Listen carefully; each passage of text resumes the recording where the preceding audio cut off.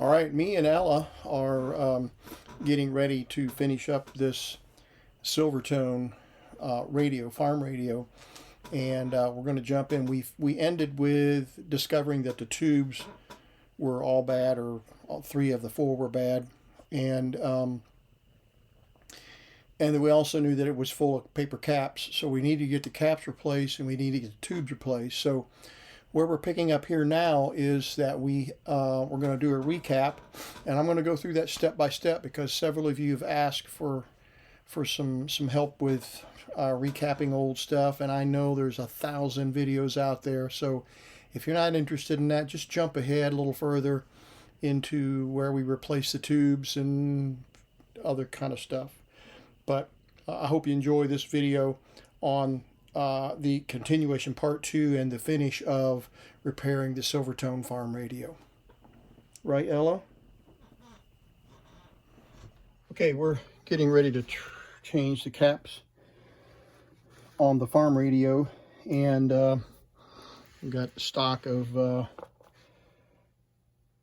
metal film caps here that will replace these paper caps. One trick that I've learned about reading these caps is that the wax gets all grungy and dirty, and so what you do, if you're careful, what you can do, rather than scraping the information on the cap, you can take a heat gun, and I've already done some of these, but I'll do it anyway just to illustrate how great it works. You can see it on this cap.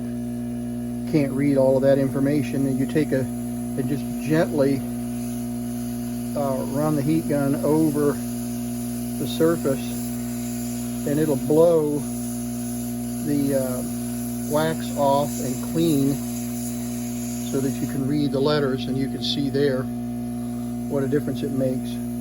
So these I couldn't read, and you just kind of push the wax off till you can get the value, 0.1 microfarad, and so on and so forth. Let me move over to this one.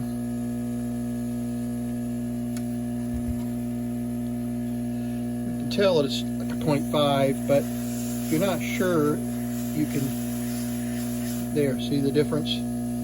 It just pushes the wax out of the way temporarily so that you can actually read the value. Here's another one that's a little bit hard to read, and it's kind of bunged up there, and you can just hose that off like that, and it jumps right out at you. Now if you put too much heat on it, it'll burn the paper, so you have to be careful, but that's a really great trick to be able to read the values. So I've got the let's see, I've got the 0.1 microfarads, and a 0.1 microfarad uses the code 104. It's a 100 nanofarad.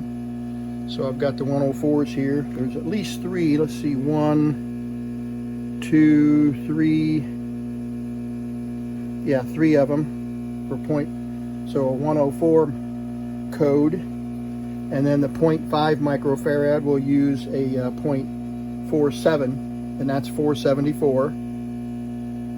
And then let's see, I've got well, there's another 104. I'm not sure if I miscounted. 1, 2, 3.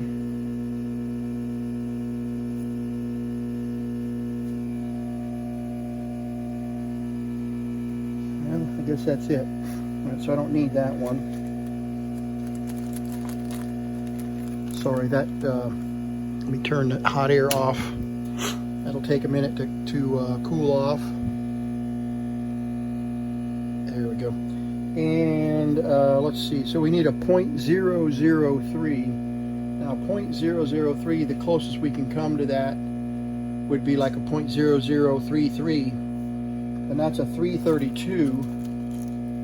332, there we go, 332, and that's a 0.0033.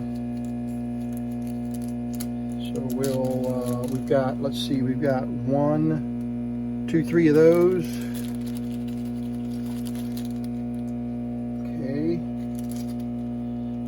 we've got a 0.05, I think I already said that one, 0.05, which would be 0.047. And we said that was 473, didn't we? We didn't say it, but that's what it is, 473. And I believe I'm out of 473s here. So let me look at another stash, see if I've got a 473. Okay, we'll look at another stash here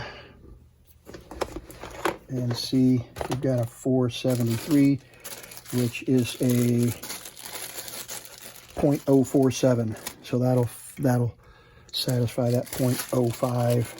What is this?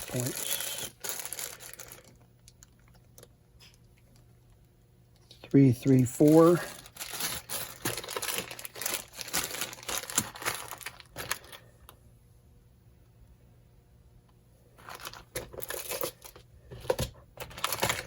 Here's some more polyester film caps, super low value. And then I've got some ceramic disc caps here, 10 picofarad to 100 nanofarad. And we're looking for a 47 nanofarad. And right there it is. That's 47 pico. Here's a 47 nanofarad. And we need, what do we say? 200 volts. See, so this 47 nanofarad's not going to work because it's only a 50 volt cap. So we can't use these. I don't know what voltage rating these are. I'm sure they say on the caps, but anyway. So we'll dig through the stash here and find one that's 473. Okay, just as I stopped the camera, I found it, 473. So that'll satisfy the 0.05. So we've got 474, which is 0.5, 473, which is 0.05, or 0.047. So I hope you get the feel for, I get questions as to why are you not putting in exact values? And of course, the simple answer to that question is that a 5.05 microfarad capacitor is not easily found anymore unless you find new old stock, and they're probably no longer any good. And so you can easily substitute the standardized values of these capacitors, and they work beautifully because the tolerance is, 15 to 20%. So you got plenty of wiggle room there to work with the standard values and it not be a problem at all. And if you wanted to put an exact replacement in there, if you could find one on DigiKey or someplace like that, you're going to pay a premium price for it, and it's totally unnecessary. And so I don't know very many techs that actually replace exact value caps. Maybe somebody that's doing a pristine installation that they don't want any substitutions, but you're not going to find a 0.003 cap anywhere on the regular market today. But let me show you one more thing that I think will be of help to some of you techs, and that is this cheat sheet. This sheet I refer to on a regular basis. So you're looking for the microfarad value of what you're searching for, and then the codes on the capacitors, the number codes on them, 474 and so on and so forth, are listed here. So if you find a cap that's got a 474 and you don't remember what those numbers mean, you can go by this chart. This is the value of the capacitor, the 4.7, and the 4 is how many multipliers. So if you look here at picofarad, so you see 4 zeros, 1, 2, 3, 4 zeros, 47,000. 470,000 picofarad. Nanofarads, 470 nanofarads, 0.47 microfarad, and then the code 474. You can find these charts on the internet. It's not a big deal. I use this all the time. I wear this chart out. And so I don't have these codes memorized, so I refer to them on the videos all the time. And if you were stuck without it, you could do it. You could figure it out. and a lot of you techs out there have these codes memorized, but I'm having trouble letting go of Harry Truman's hat size, so I don't have enough room to memorize a code. So in any case, that's where we're at with this chart. I hope that helps you. If you're going to do any kind of repair on old electronics, you're going to need one of these charts hanging up. All right, let's get these caps replaced.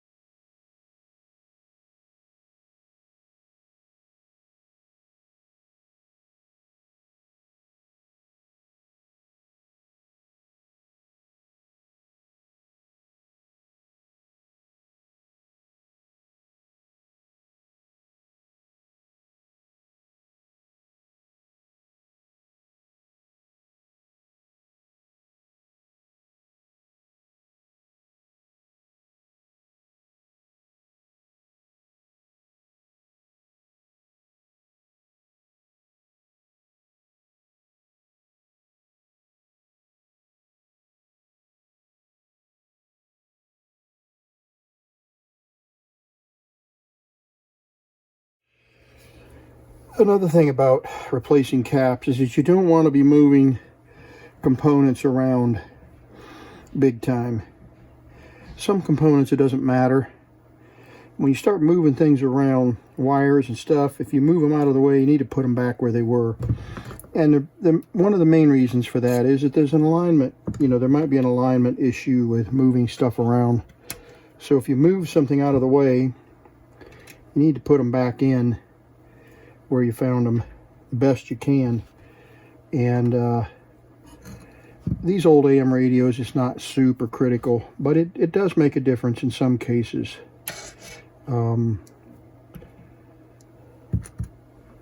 So especially on coils, around coils, you just try to avoid changing the wiring configuration too much, because you're going to run into some issues if you're not careful. All right, 0.5.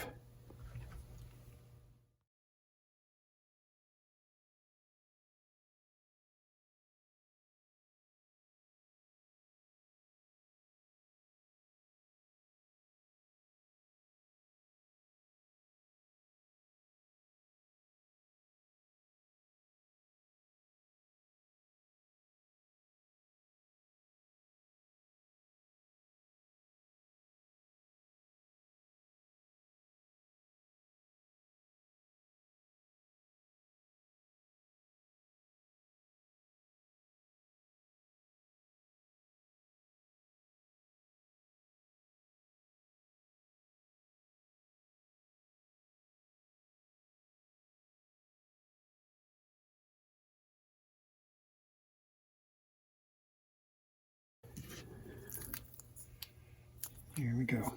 So now we'll get the tubes back in, and they should be here in a couple of days. So we'll pause this recording and wait for the tubes to show up, and then we'll put the tubes back in.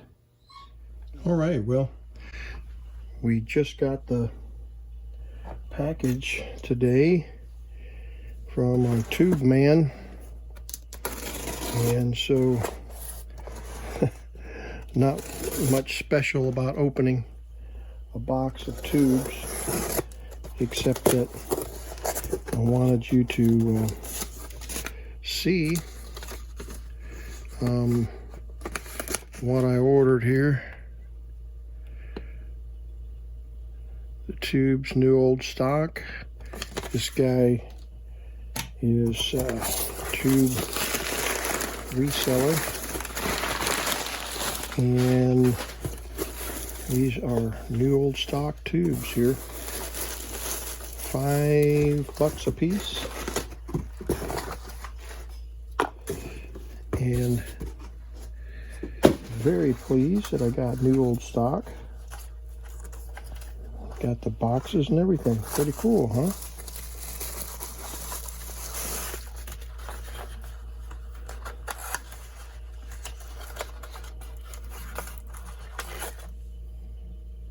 Yeah, they are nice.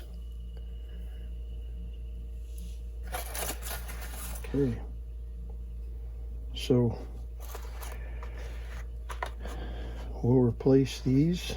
You know, remember, we recapped this set. And now we got a little more cleanup to do before we put it back together.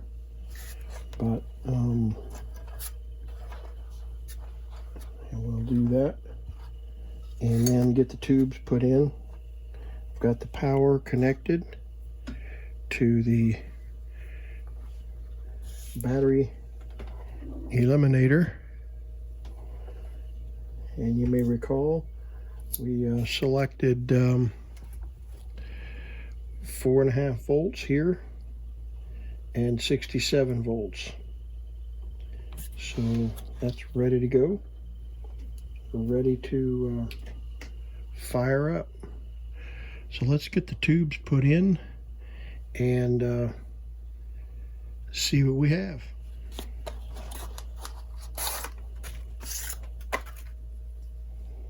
1D5 GP goes right here.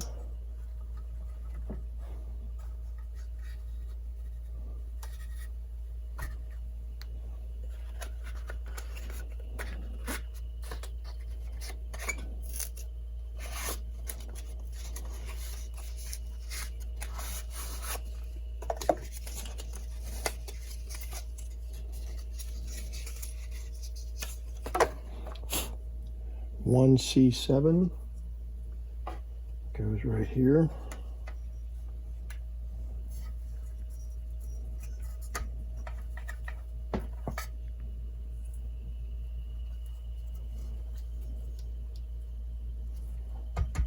Okay.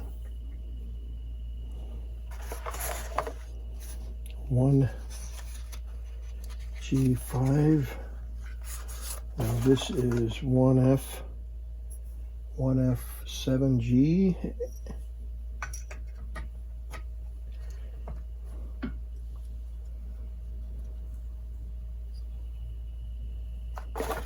And 1G5.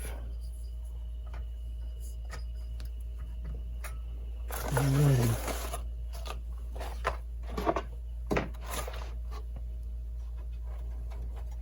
Let's put the fireproof blanket down.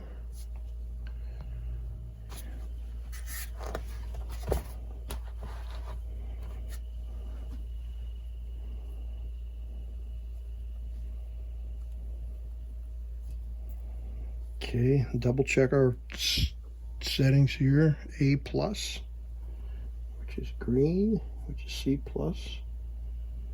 and A-, which is this black one, it's a C-, and then B- is black, and this red is B+. Okay, so let's turn the set off.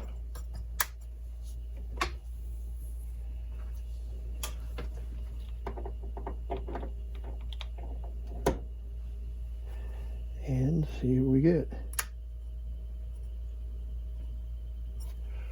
Don't know if we're going to see any filaments.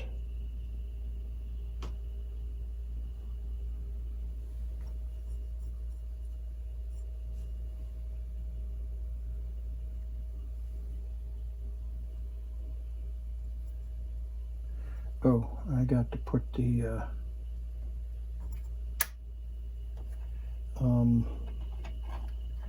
I need to put the battery is in there.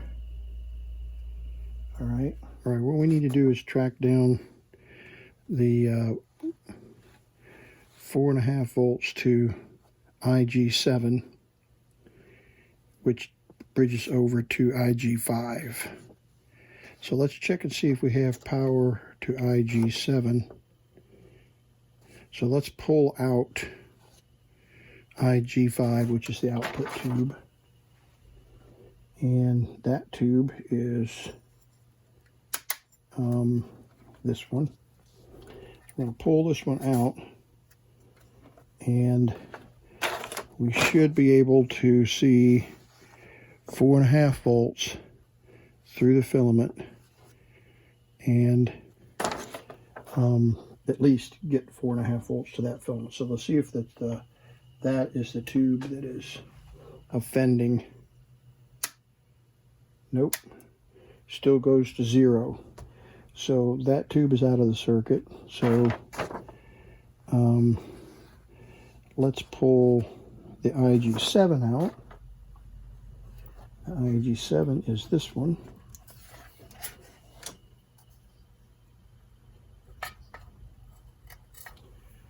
Gotta carefully remove this grid cap so we don't pop that off of the tube. Okay, so that's the other, that's these two. That's these two right here. Okay. IG7 and IG5. Okay. Now let's see. What we're trying to do is figure out why when we hook the filament voltage, the -4.5 volt filament voltage up to the set and turn the set on, the voltage on the power supply drops to 0 volts. So I was making an assumption that one or more of the tubes were shorted, which was an incorrect assumption, as you'll soon find out. The IF7 and then over to the other ID5. So this R8 coming off of the negative side of the power supply. We need to find out what that is. I'm going to pull the power for a second. Let's just see if we can identify that resistor. So our power comes in straight in one of two places to this first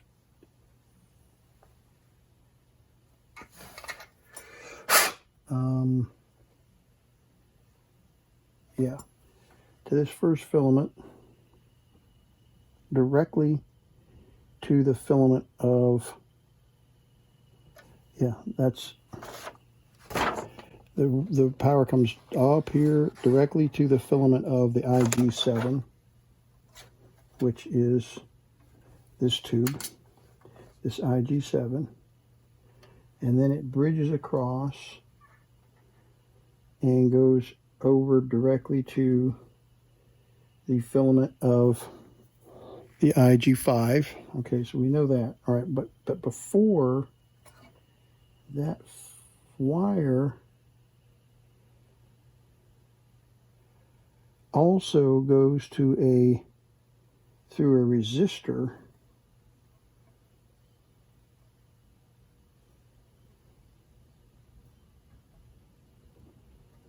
so we've got to find out.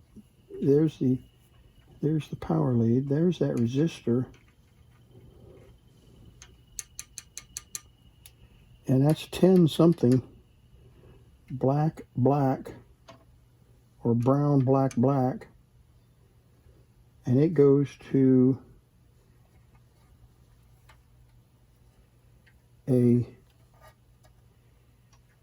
just a soldering post on the tube. There's not a tube pin that's being used on this socket right here.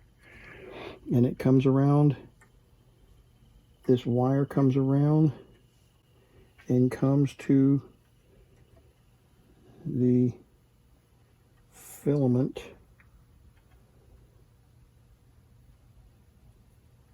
Yes, the filament of this tube.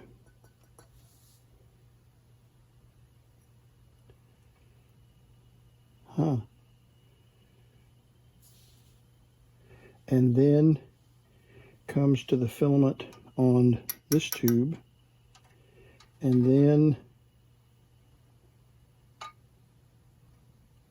it's supposed to go to ground, but I don't see it going to ground.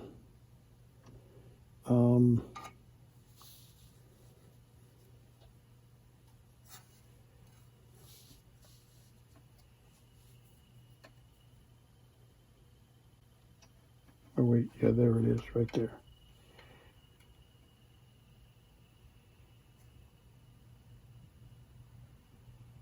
$1D5. Yeah.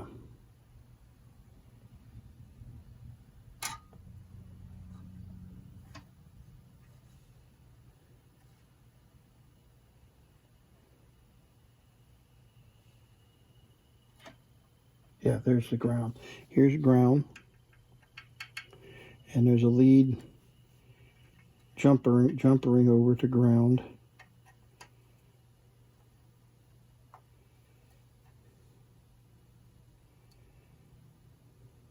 Okay. All right, let me pause here just a second and explain so that this has some meaning rather than just staring at someone muttering while they're looking at the chassis of this old farm set. The confusing thing on some of these tube sets is that they use pins, unused pins on the tube sockets for tie points. And if you're not conscious of how the tube pinouts work and know which pins are actually being used for electronics inside the tube and which pins are not used in the tube or are extra pins in the socket, it can throw you off. You're tracking things around, you're trying to find, well, why do they got a resistor going to the tube there? There's nothing in the schematic that says a resistor is going to the tube. Well, you have to be aware of unused pins on these sockets because they use those as tie points. And that's exactly what was going on here. I was muttering, trying to figure out just simply the series path of the 4.5 volts through 2 tubes, and then another series path for the other 2 tubes. And so they drop 2.5 volts or 2.25 volts for each tube, and to come up with 4.5 volts. And eventually I figured that out. The schematic is very clear, but when you're getting into a chassis like this, you often will get confused. So that's what we were doing. We were just trying to track down the 2 separate series circuits to the 2 pairs of tubes that were getting 4.5 volts divided by 2.25 volts. And eventually I figured that out. And we make another discovery here about why it wasn't the tubes that were shorted. There was another issue that we discover here shortly as to why, when you would turn the set on, the voltage would drop to 0. Okay, so let's pull those out. Got to figure out what's shorting. There's a short, and it might be that these filaments are too much current. Well, I can't imagine that. Too much current for this power supply, and I need a amp meter to confirm that, and this amp meter for some reason is not cooperating. Here we got an amp meter hooked up here. I want to check this 10 ohm or 10 whatever resistor since I got the tube out. 10 ohms, 8.65 ohms. That's this resistor right here. It's 10 ohm. That's what that W is. So that's good. That's fine. I think that the power supply is incapable of deriving the full 4.5 volts. So we're going to put another power supply in here. Okay, now we should see something on the meter when I turn the power on. So let's do that. Oh yeah, got some amperage now. Yeah, all right. Let's look at this meter. This only goes up to 1 amp. And let's go up to this one here. You can't see, right? Let me get rid of the 1 amp meter here. It can't handle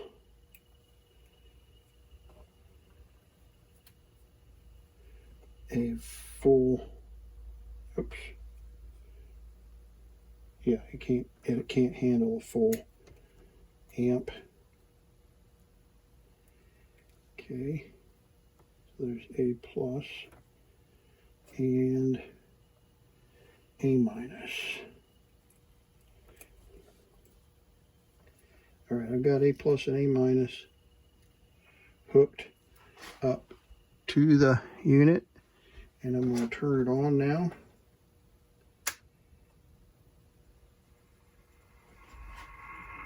Listen to that.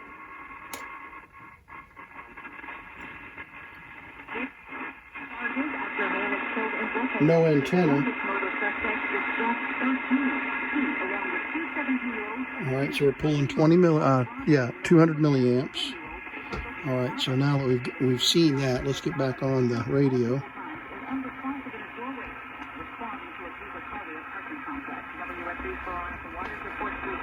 You know how quiet it is? Remember I said that farm radios are so quiet because they don't have any AC, well, any external AC.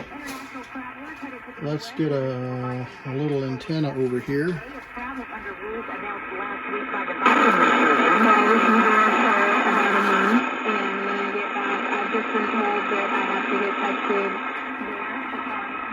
This is the first time I'm hearing about having this test again when you get there. So WSU time, April 1.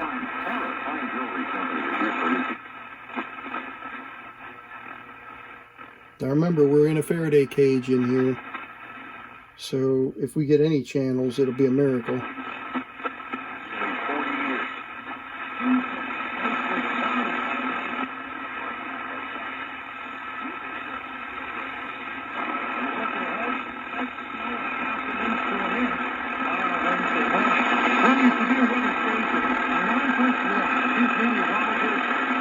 We'll hook another wire up.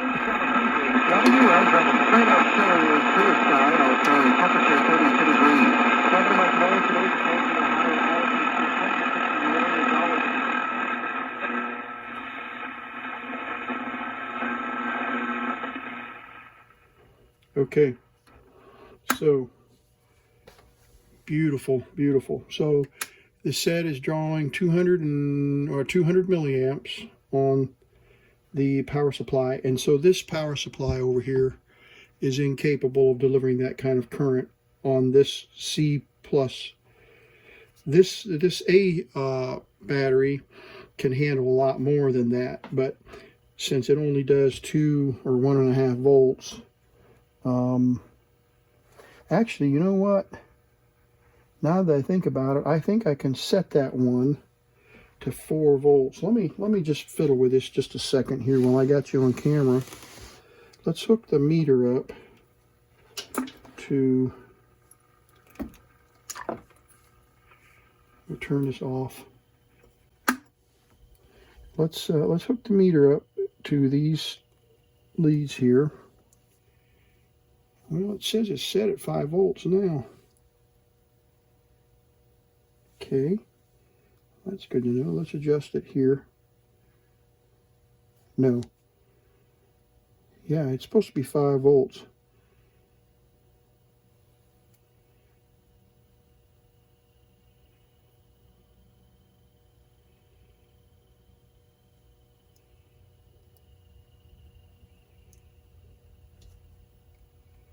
Huh. Not sure what's going on here. I think I might have a bad pot. Or maybe I got a bad solder connection.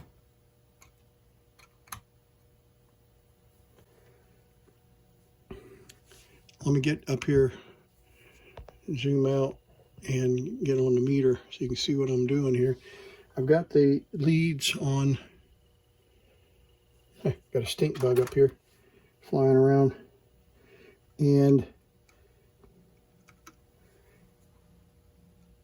yeah, I've got a resistor that's loose on the power supply. Let me show you here.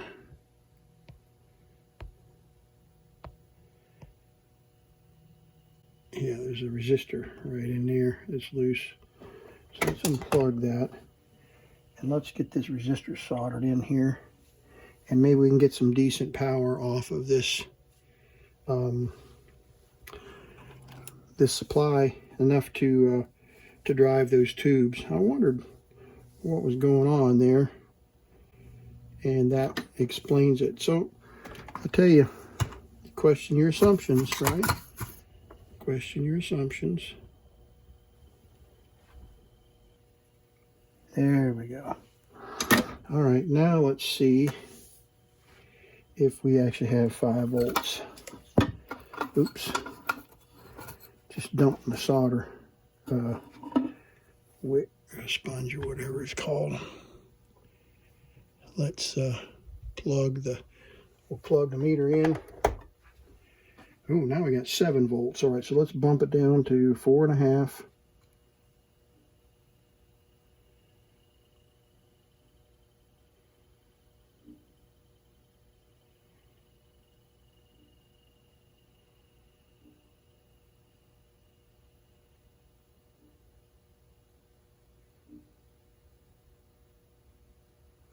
Okay, I'm going to go with that right there.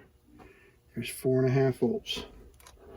So now let's hook that 4.5 volts up to the radio. Okay, we're hooking up the power supply here to the right connections. Pretty coarse. Okay, radio is off. Okay, turning it on.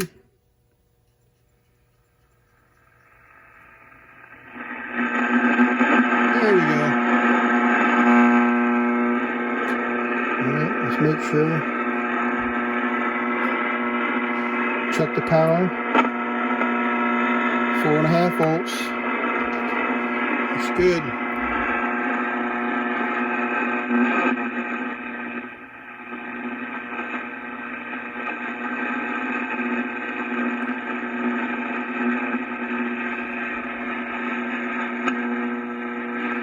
Get this antenna over here where we were getting some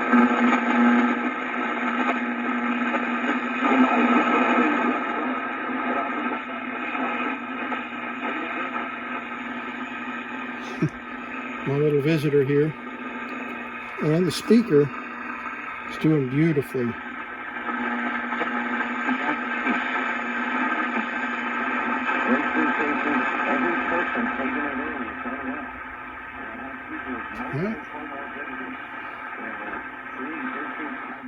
A diplomatic boycott of thanks to our factory direct mapping. Purchase supports their community.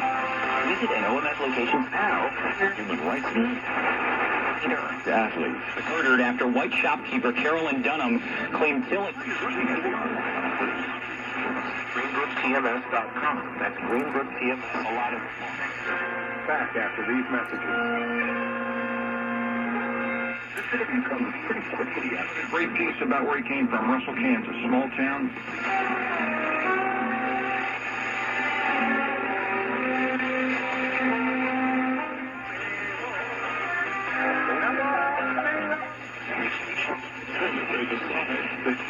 Health insurance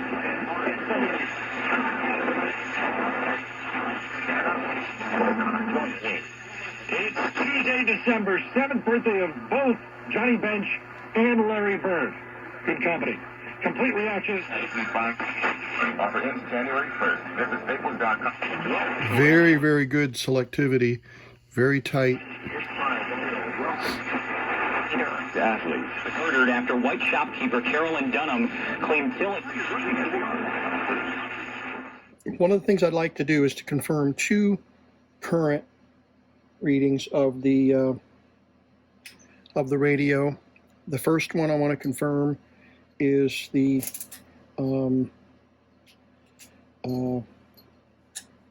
battery filament voltage, and that's the A battery, which we know we've worked on that already. So I'm going to unhook the A battery and hook it up to the amp meter. So let's go to the 10 amp range, see if it, there we go.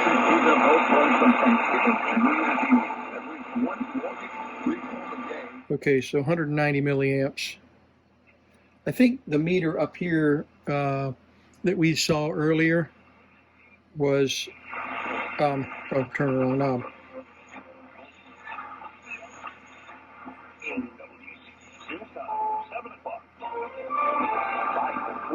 Ukraine. Hello. So that's Chicago.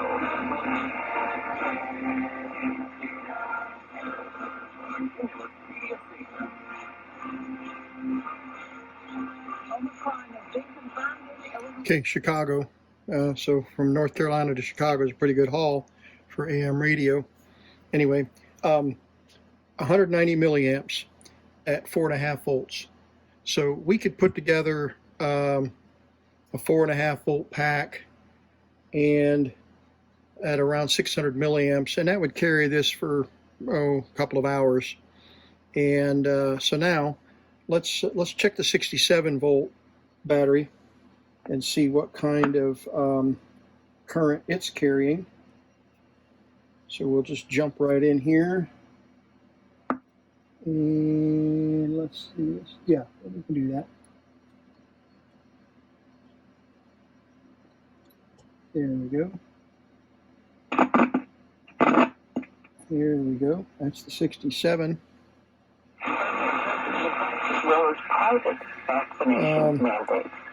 And it's not pulling very much at all. But all federal contractors being vaccinated went to 20 milliamps. So 20 milliamps on the 67 volt battery and 200 milliamps on the 4.5 volt. So I think what we'll do is I've got a 67 volt battery pack that I built. We'll hook that up and see how it works, and then we'll try some 4.5 volt stuff here in a minute to see if we can get it all to work together. Let's try that 67 volt battery. Okay, I've got a 1, 2, 3, 4, 5, 6, 7 9 volt batteries, and we know that we're looking at 63 volts, probably a little more than 63 volts. But let's get the polarity right on this battery. We'll double check this polarity. Put this on DC volts, plus and minus 64 volts. See that? 64 volts. So that ought to be enough to drive this radio. And so let's take these two. This is our 67 volt. Oh, I just dropped my 63 volt battery pack on the floor. There we go. And negative. And positive.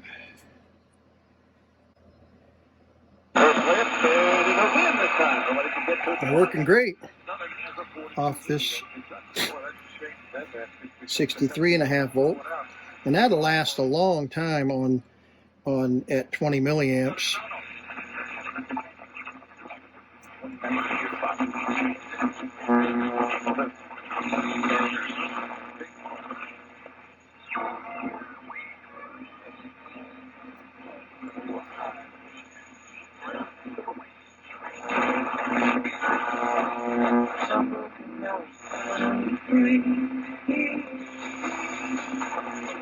So that's the 63 volt. Okay, we've got a 4.5 volt pack here, and you can see the 4.5 volts, and a AA alkaline battery. And are these alkaline? They don't say. They're Energizer Max. So basically we're looking at regular zinc batteries, 1500 milliamp hours. An alkaline is 1700 to 2800 milliamp hours. So we're looking at about 2000 milliamp hours in round numbers with a good quality zinc battery. So let's double check our polarity here, which we know is plus is there and negative is there. So we got 4.5 volts. Plus is on this end here. So let's turn the set off. Let's look 8 plus here and negative here. And let's see how this thing runs on batteries.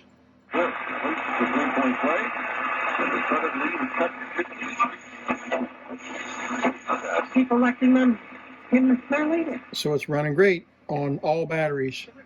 So there's our farm battery radio set. We've got, you can do the math, we got 220 milliamp hours, and this is about 1500 milliamp hours. 220 amps that 220 milliamps that it's going to pull.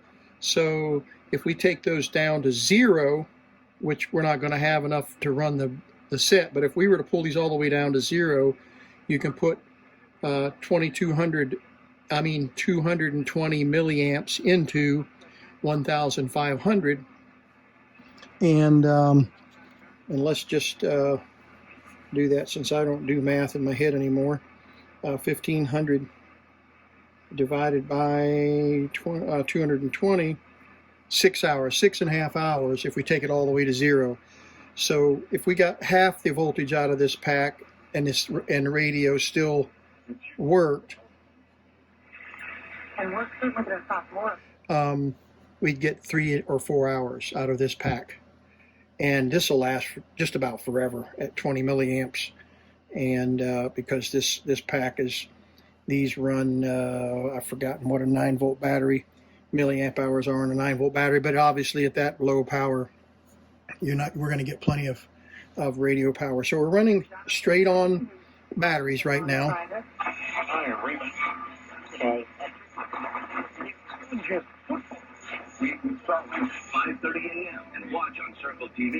And it's nighttime here in North Carolina, and I've got an external antenna, which is a pretty strong antenna, even though it's not designed for AM broadcast band frequencies. It's still a pretty solid antenna, and so we're getting decent reception tonight, and you can see how crowded the AM band is. I can hardly tune. I mean, it's just one station after another. Listen. I mean, it's just hundreds of stations. So it's very, very sensitive and selective. So, all right, let's get her put back together in the box, and we'll take another look at it with the battery power, running on battery power instead of the battery eliminator. So that was a fun experiment to just run it on batteries.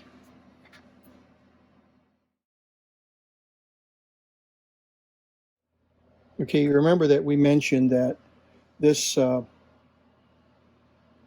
bias cell didn't seem to make any difference. Once the set started playing, we could take the cell out. Let's try to illustrate it here.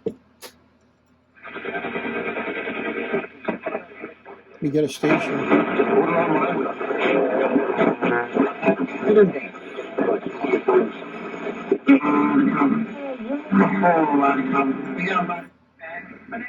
Okay, so we've got it playing. We can take it out. Doesn't seem to make any difference. And we can turn it off and watch. Nothing. That tube just won't, that auto tube, hear it cracking and popping. It's that tube is not coming on. Now we can, well, let's just turn it on. See, there's no audio. Now watch when we put the bias. Just trying to find a safe place, a place where people can feel included. This is about inclusion. So once that tube starts and fires up, and it's got enough bias on it, it'll continue to operate. But as soon as we turn the set off and let everything cool off, come back on, nothing. Gotta have a negative bias on that tube for it to initially conduct. So what we're going to do, we're going to leave that 3-volt battery in there, and we're going to unplug everything. I had put it all back together without that battery in there, and I couldn't get the set to fire up. And so what we're going to do is we're going to take the hot glue gun, and we're going to tack that battery in so that it won't fall out with the set banging around. We'll tack it in there. There's a number of different ways that we could secure this battery. But what I'm going to do is put a touch of glue on this side and then stretch it across and come over here to this side and touch the battery so that we don't interfere with the electrical connection, but that we secure it for shock, and it should stay in there just fine. We'll hook that all back up and then put it all back together and make sure that the radio is firing up. Let's just double check, make sure everything is kosher here. Plugging the radio in, turning it on. We're good.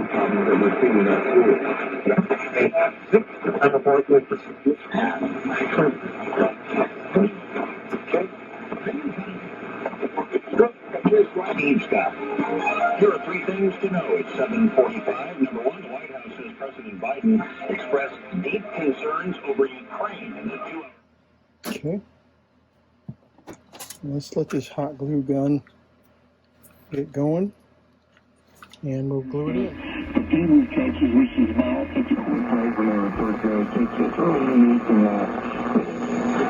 People great mentioned that even if you were to...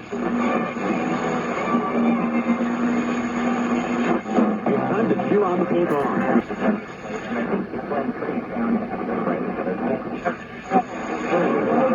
Matt Kelly asking Dan Giroux, head coach of the Sharks, if he wants that.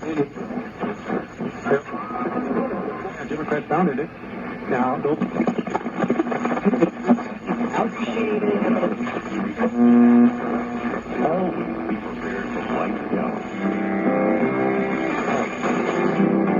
Everyone knows someone that they just can't help but want.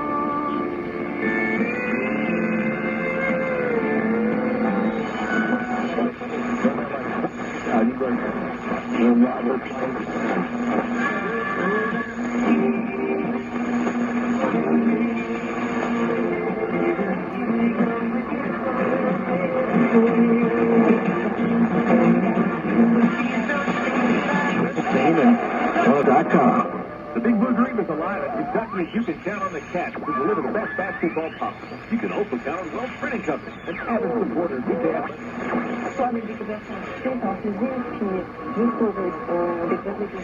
Website optimization.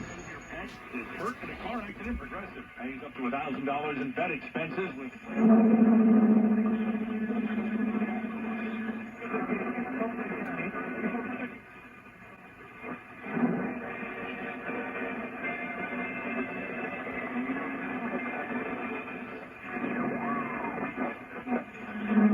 Sounded like you meant, right? Can we just... that little... Well, let's do a quick wrap up here. In this part 2 of the farm radio, the Silvertone farm radio, we replaced 4 tubes, all of the capacitors, and did just a brief audio aural alignment, just a tweak the transformers to make sure that everything was good. And we did a repair on the external battery eliminator power supply. We had a bad connection on our A battery connection, and that's why we weren't able to use it. And we discovered that the C battery supply on the battery eliminator is not capable of producing 200 plus milliamps. It's for lower current. And so we went back to the A side and figured out why we didn't have 4 to 8 volts where the adjustment. And we found a bad connection, solder connection, that I had built that kit some time ago and never had a problem with it, but we discovered that. So that was good. So we got a good working external battery eliminator power supply. And some of you that are members of or subscribers of the channel actually have that same supply and have really modified it in a beautiful way. One of my subscribers sent me an email, and I thought it was brilliant what he did. He put it in a case and had knobs and all kinds of cool stuff that he had done to that supply. So kudos to him on that project. The tubes were provided by a gentleman by the name of Bob, and I will, if I can find his information, I'll put it in the description, and so that you electronics enthusiasts will have another resource for purchasing tubes. As you saw, he sent me 4 new old stock tubes in the boxes, which is kind of cool because I like those. I particularly like that Zenith box. I forgot what tube it was, but I'm going to put those boxes in my display cases because I love tube boxes, just the old vintage. But 4 brand new tubes at $5 a piece, which is tremendous. I'm really happy. And then he charged me $8 shipping, and it actually cost him almost $11 to ship it second day air. So, and he didn't charge me for the extra shipping. So I'm telling you, you can't beat that service. And all the tubes were great. And as you saw, they all fired right up. And I'm really happy with the final result on this farm radio. And I particularly like farm radios because they're so quiet and they're very easy to work on, as you saw. So I would encourage any comments that you want to include in this video, or any questions. We did discover the need for a bias to conduct, for that tube to conduct, and once the tube fires up and it's conducting, it doesn't need that negative bias, and it retains its negative bias while the tube is operating. And then when the tube shuts down, it needs that negative bias to start the conduction back up when the tube fires back up and the filament comes on and power is applied to the plate. So in any case, that was an interesting discovery for me. One of my good friends in the ham radio world said, you probably could rig a capacitor and a resistor in that circuit that would charge before the tube fires up, so that it would force the tube to conduct.